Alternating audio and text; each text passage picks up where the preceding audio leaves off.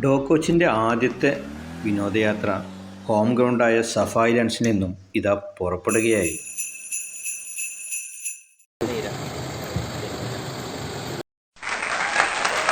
ഒന്നാം ബാച്ചിലെ എല്ലാവരും ഒത്തുചേർന്നപ്പോൾ കളിച്ച് പറയലും ചിരിയും തമാശയുമൊക്കെയായി എല്ലാവരും ഒന്നിനൊന്ന് മത്സരിച്ച് ആസ്വദിച്ചുകൊണ്ട് ആ യാത്ര അങ്ങനെ മുന്നോട്ട് നീങ്ങി.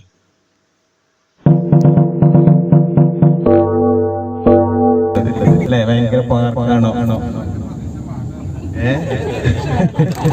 അപ്പൊ നമ്മള് കൊമ്പത്തോരു ഞാലിരാടി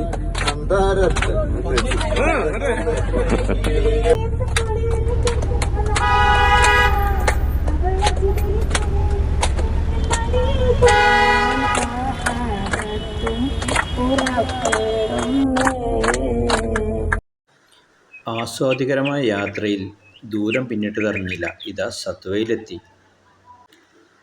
കക്കാടംപൊയിലിൻ്റെ കുളിരും കാഴ്ചകളും എല്ലാവരെയും വിസ്മയിപ്പിച്ചു. ഓരോരുത്തരായി ക്യാമറ എടുത്ത് കിട്ടാവുന്നതൊക്കെ പകർത്തി തുടങ്ങി.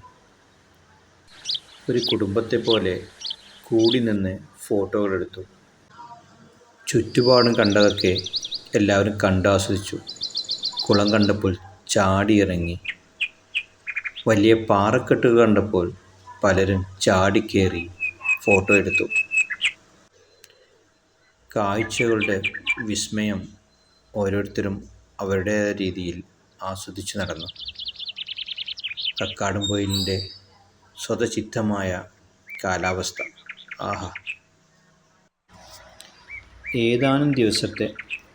ഏതാനും മണിക്കൂറുകൾ മാത്രമുള്ള ഡോക്കോച്ചിലൂടെയുള്ള പരിചയം ഇവിടെ വലിയ ഒരു ആത്മബന്ധമായി വളർന്നിരിക്കുകയാണ്. ഒരു കുടുംബത്തെ പോലെ ഒരുമിച്ചിരുന്ന് അവർ ഫോട്ടോ എടുത്തു. അതിൽ ഒരേ കുടുംബക്കാരും ഉണ്ടായിരുന്നു. പഴയ സുഹൃത്തുക്കൾ, പുതിയ സുഹൃത്തുക്കൾ, ആദ്യമായി ഡോക്കോച്ചിൽ വെച്ച് മാത്രം കണ്ടവർ, അങ്ങനെ പല പല രീതിയിലുള്ള ബന്ധങ്ങൾ. അതിൽ നമ്മുടെ അധ്യാപകൻ പ്രമോദ് സാറിൻ്റെ കാര്യം എടുത്തു പറയുക തന്നെ വേണം. നമ്മളെപ്പോലെ, നമ്മുടെ ഫാമിലിയെപ്പോലെ നമ്മോടൊപ്പം നല്ലൊരു കൂട്ടുകാരനായി നമ്മോടൊപ്പം കക്കാടംപൊയിലൂടെ അയാളും ഒഴുകി നടന്നു. പിന്നെ ഇത് കാണുമ്പോൾ ആർക്കെങ്കിലും CBI ഡയറക്ടർക്ക് ഓർമ്മ വന്നാൽ എന്നെ കുറ്റം പറയരുത്. കൂട്ടം കൂടിയിരുന്ന് മനസ്സ് പങ്കുവച്ച ഈ നിമിഷങ്ങൾ വളരെ പ്രധാനപ്പെട്ടതായിരുന്നു.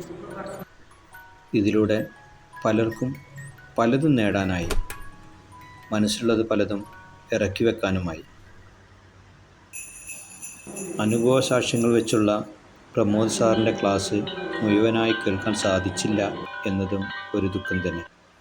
സ്നേഹവും വാത്സല്യവും വാരിക്കോരി നൽകിയ അനർഘ നിമിഷങ്ങൾ.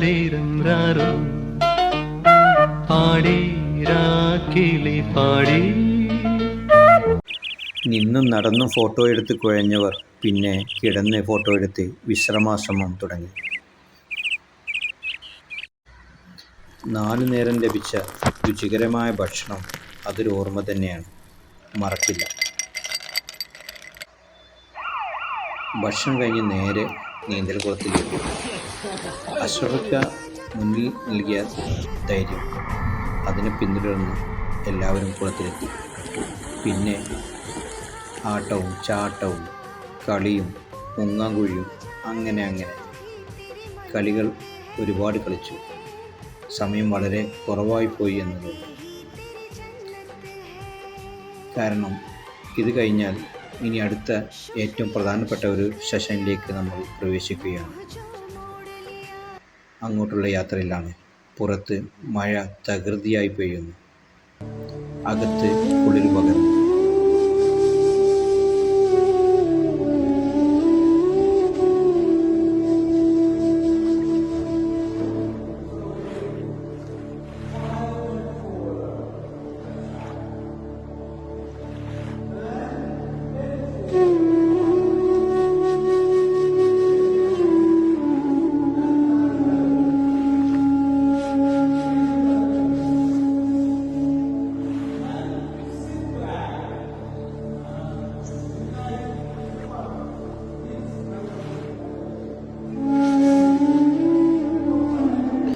യോഗ കഴിഞ്ഞതോടെ ഒരു യാത്ര പറയലിൻ്റെ വക്കിലെത്തി നാം. എല്ലാവരും ഒരുമിച്ച് കൂടി സത്വയോട് യാത്ര പറയുകയാണ്.